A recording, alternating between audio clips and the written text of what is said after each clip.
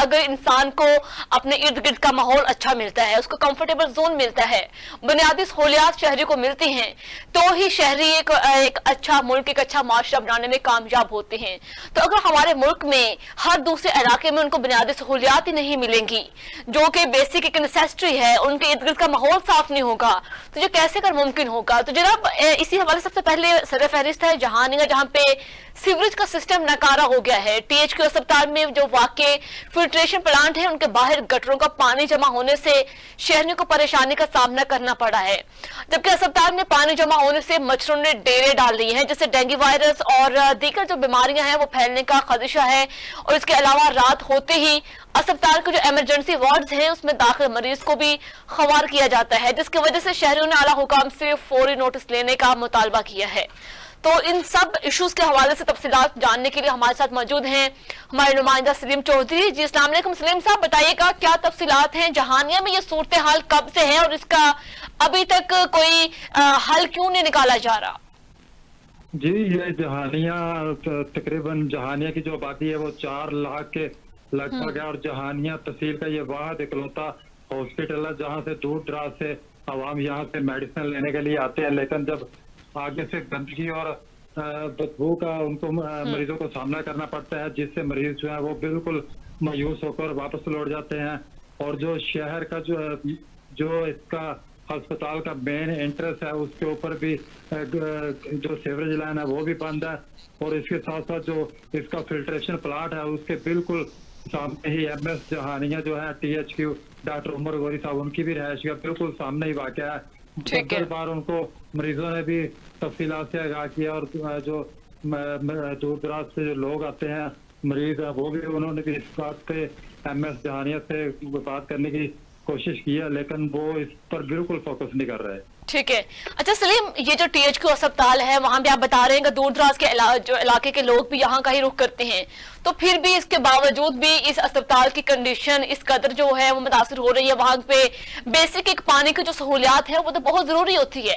और उसका filtration plant भी नहीं मतलब सही से काम कर रहा। उसके बाद अगर सफाई सीवरेज की बात की जाए तो वो भी बहुत हद तक जो मुतासर हो रहा है। तो वहां की इंतजामिया और जहानिया की इंतजामिया और जो उस स्पेशली उस अस्पताल की इंतजामिया है वो इस हवाले से कोई एक्शन लेने से क्यों गुरेज कर रही है।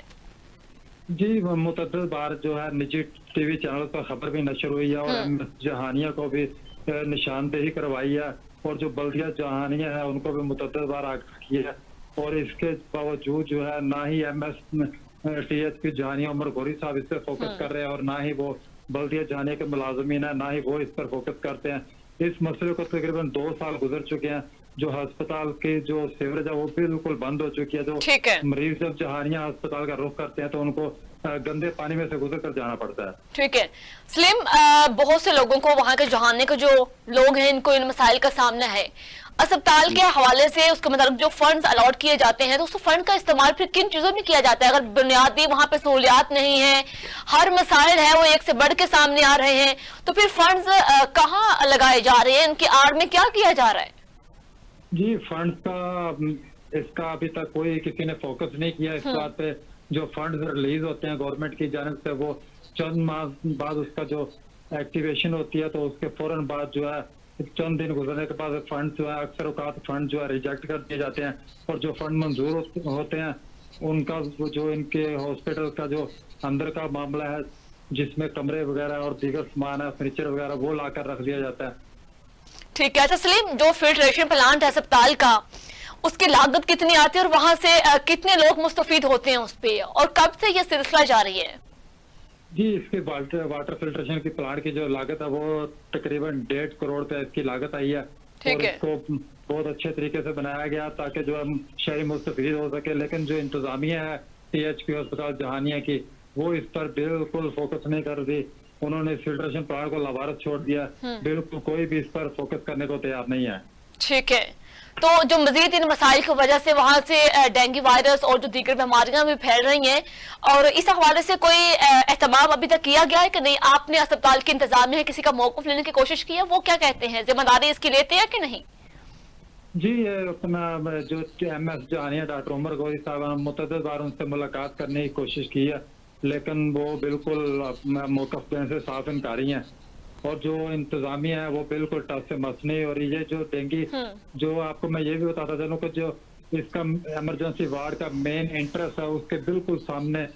तकरीबन एक ग्रासी प्लाट है जिसमें 24 घंटे वो गटरों का गंदा पानी जमा रहता है, जिससे डेंगू और मच्छर फैलता है। रात होते ही जो अस्पताल इंतजामिया वो कमरों में हब्स की वजह से जो दरवाजे इमरजेंसी वार्ड के खोल देते हैं, जिससे मच्छर है वो सारा मरीजों की तरफ रुख कर लेता है और मरीज जो है सारी रात जाकर रात गुजारने पर मजबूर है। ठीक है सलीम, अस्पताल में डेंगू वायरस जो कि उसकी कोई तस्दीक तो नहीं है, कोई पेशेंट तो मौजूद नहीं है, इन्हीं मसाइल की वजह से वहां पे कोई ऐसे पेशेंट में इजाफा तो नहीं हुआ अभी तक? नहीं, इसमें अभी कोई इजाफा नहीं हुआ, लेकिन जो मरीज है वो शिकवा करते नजर आते हैं कि हम यहाँ पर दवाइयाँ लेने आते हैं, लेकिन हम ये कर से सोच कर निकलते हैं कि हमें यहाँ से दवाइयाँ लेंगे और हमें शिफा मिलेगी, लेकिन वो मरीज जो है वो बिल्कुल इस पे भी मायूस है कि हम यहाँ दवाई लेने आते हैं, लेकिन आगे से जो अस्पताल का जो माहौल है वो देख कर वापस मायूस होकर लौट जाते हैं। ठीक है ठीक है। तो सलीम, जो कि अस्पताल के जो इंतजामिया है, वहाँ के जो एमएस हैं, उनसे आपने मौक़िफ़ लिया कि अगर वहाँ की जो अस्पताल की बुनियादी सहूलियात वो नहीं दे रहे, फंड्स तो ये फंड्स वसूल किए जाते हैं, लेकिन उनके एवज में जो मरीजों को ख्वार होना पड़ रहा है और उनको बुनियादी सहूलियात नहीं दी जा रही, जो कि आप बता रहे हैं कि इमरजेंसी वार्ड में भी बहुत हवस होती है, वहाँ पे मच्छर बहुत ज्यादा होते हैं, तो ये नाकिस इंतजाम की वजह आखिर क्या है? ये इंतजामिया बिल्कुल इस पर फोकस नहीं कर रही है। जहाँ जो है वो चंद दिन जो आते हैं, फोटो सेशन करते हैं और वापस अपने ऑफिस में लौट जाते हैं। जो दीगर अस्पताल इंतजामिया वो भी अस्पताल का 15 दिन पूरा करते हैं और 4 फोटो सेशन करके वापस चले जाते हैं, जिससे वो मरीज जो है वो बिल्कुल जो है परेशान है, जिससे पुरसान हाल नहीं है अस्पताल का। और जो अस्पताल की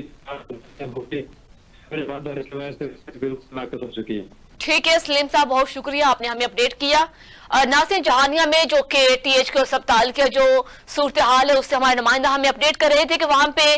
जो वाकई फिल्ट्रेशन प्लांट है उनके बाहर गटरों का पानी जमा होने से शहरियों को काफी परेशानी का सामना करना पड़ता है, और वहां पे जो अस्पताल के अंदर की जो सूरत हाल है उसमें मरीज जो है वो ख्वार हो रहे हैं। वहां पे हवस इतनी ज्यादा है कि वहां पे जो इमरजेंसी वार्ड है उनको भी दरवाजे खोल दिए जाते हैं, लेकिन वहां पे जो जमा पानी है उनकी वजह से मच्छरों का अंबार है, वहां पे बहुत ज्यादा मच्छरों की पैदाइश है और वहां पे डेंगू वायरस की भी तस्दीक की गई है। लेकिन ये सब जो सूरत हाल है अस्पताल की, वहां की इंतजामिया, वहां के एमएस हैं, वो इससे लाइलमी का इजहार करते हैं कि बिल्कुल खामोश तमाशाई का किरदार अदा करते हैं। हमेशा की तरह सरकारी जो फंड्स पे अयाशियां करते हुए वो बिल्कुल इन चीजों से लाइल्म है। तो वहां के जो सूरत हाल है उसके हवाले से कोई भी कार्रवाई करने से बिल्कुल वो कासिर दिखाई दे रहे हैं।